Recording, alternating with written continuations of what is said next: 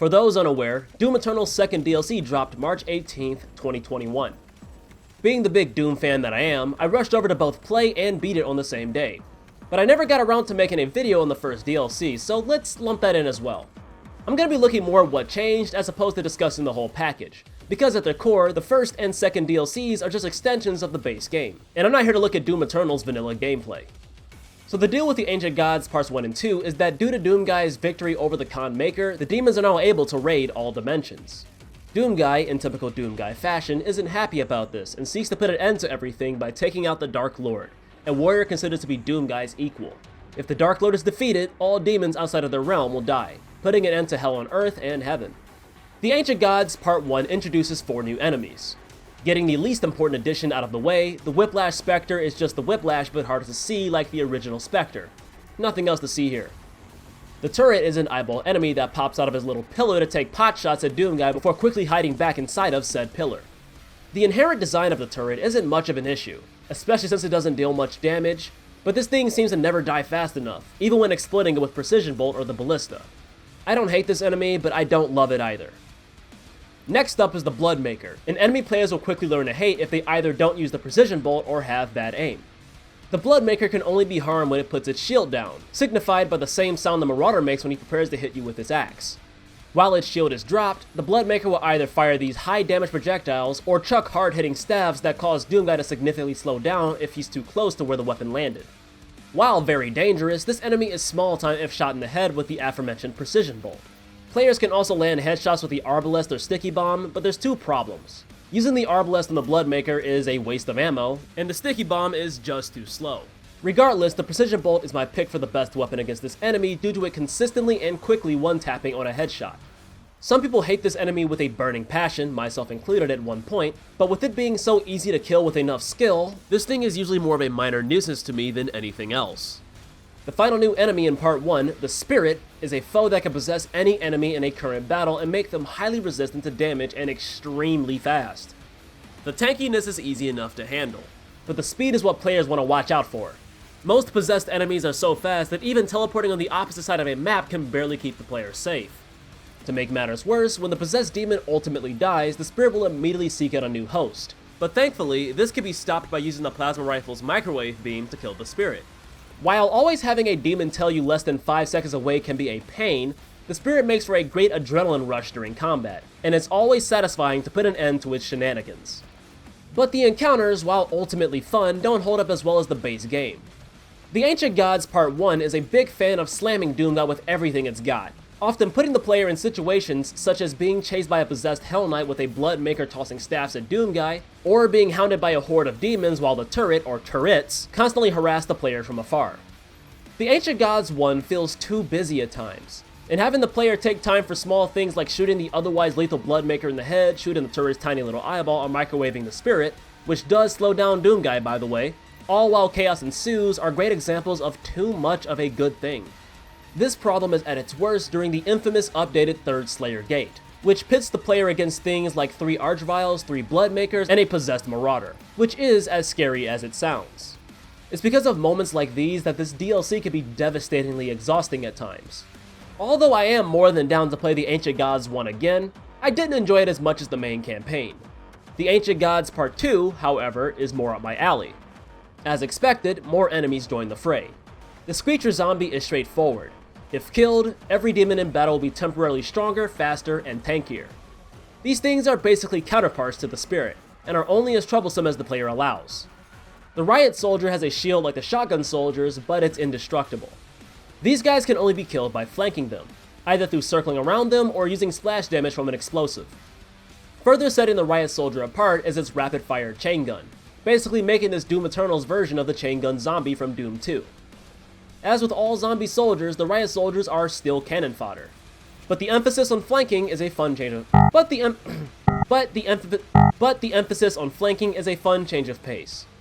The Armored Baron is a special Baron of Hell that has armor that renders it impervious to damage. The armor can be removed either through enough damage with a plasma rifle or shooting its mace with high damage shots when it flashes green. The latter method is faster since it instantly destroys the armor.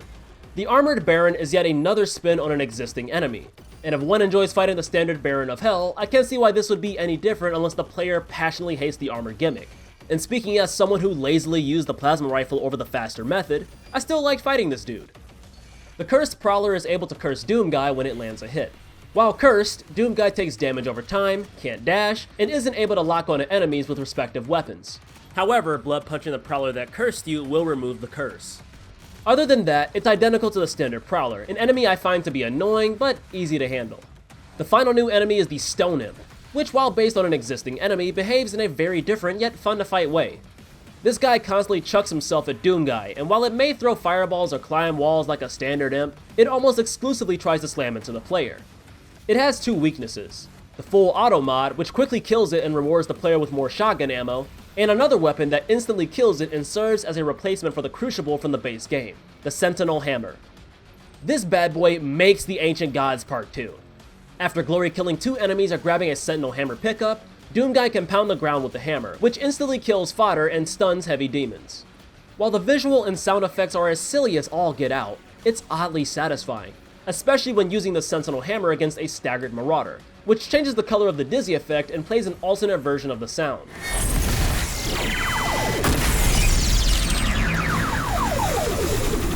I get why some people hate these cartoonish additions, but I can't get enough of them myself. As for the encounters, they're a lot less aggressive and tasking than Part 1 and lean towards providing ample space for the Sentinel Hammer, although I'd say Part 2 does this to a fault. While it's still challenging, the Ancient Gods 2 is really easy compared to Part 1 and even the base game. The Sentinel Hammer's raw strength and stagger are obviously suspects in this problem, but in general, demons are more generously spaced out, and the level encounters are either big enough for Doomguy to dance around enemies, or complicated enough to make it hard for foes to close the gap between them and the player. Even the Ancient God 2's new battles called Escalation Encounters aren't all that hard. These special encounters are supposed to be harder than normal, and if the player is feeling gutsy, they can go for an optional round 2 that's even harder than before. While round 1 and 2 of the first encounter put up a good fight, the last 2 are exceptionally easier, and although I had a fun time, I'd be lying if I said I wasn't disappointed with how easy round 2 of the last one was. There's also these nigh pointless generic foot soldier enemies in the last level of the DLC that die in like one shot, and I just don't understand what id Software's goal was here. There's still a few moments that ramp up the difficulty, such as the returning enemies from Part 1, which are thankfully not used as obnoxiously, but overall this DLC isn't all that threatening. I won't show the final boss because we're so early into Part 2's lifespan, but even that was pretty easy, although I still had a lot of fun fighting them. Now keep in mind that id Software is not against updating the difficulty on certain levels. So if you, the viewer, play one of these levels in the Ancient Gods Part 2 after this video has come out and say, hey, wait a minute, now this level is really hard, it could very well be that you're playing an updated version of a previously really easy level. And given what id Software did in the Ancient Gods Part 1 not too long ago, it shows that they're not against making certain parts of levels easier either. I can't say I'm a big fan of tweaking the difficulty at certain parts of levels. Personally, I would just leave them the way they are, but it is what it is.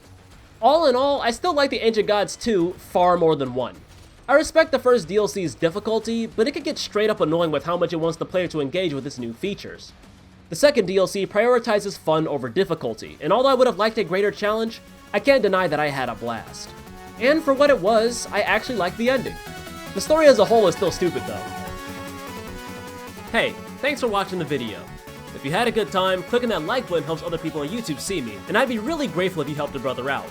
If you're interested in more content from me, there's a nice and friendly subscribe button down below, and it touched my heart if you stuck around for some more. Be sure to follow me on Twitter if you like updates and questionable jokes, and I've got a Discord server that I'm always checking, so it's really easy to get in contact with me over there. That's it from me. I'm RoberOnocle, and I'll see you guys next time. You all take care.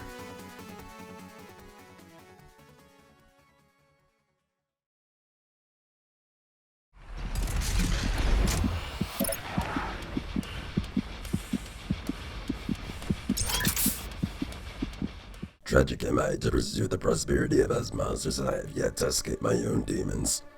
It needn't be said that you're a person, Doomguy, but there is yet to be a man without his share of burdening sins. You and I, we are the same, fighting for a brighter tomorrow on an ever-darkening road that gnaws at our ankles. As you will too soon know, the road to hell is paved with... Hold up, you don't speak our language. I ain't got the foggiest notion what this guy is saying.